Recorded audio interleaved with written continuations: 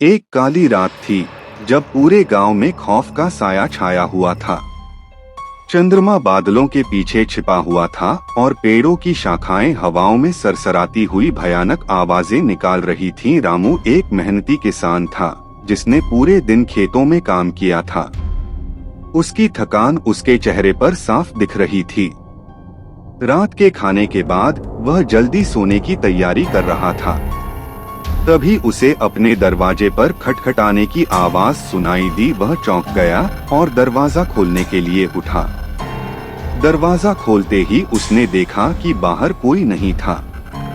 उसने सोचा कि यह उसका भ्रम होगा और वापस सोने चला गया। लेकिन जैसे ही वह लेटने लगा, उसे फिर से खटखटाने की आवाज सुनाई दी। इस बार आवाज और भी ज्यादा तेज थी। डरते डरते रामू ने फिर से दरवाजा खोला। बाहर एक सफेद साड़ी में लिपटी हुई औरत खड़ी थी।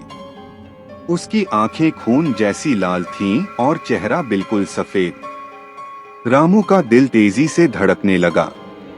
औरत ने धीमी और भयानक आवाज में कहा, तुमने मेरी मदद क्यों नहीं की? रामू को समझ नहीं आया कि वह क्या कह रही थी।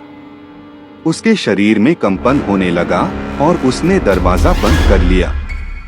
लेकिन औरत का भयानक चेहरा उसकी आंखों के सामने से हट नहीं रहा था। अगली सुबह रामू ने गांव वालों को पूरी घटना बताई।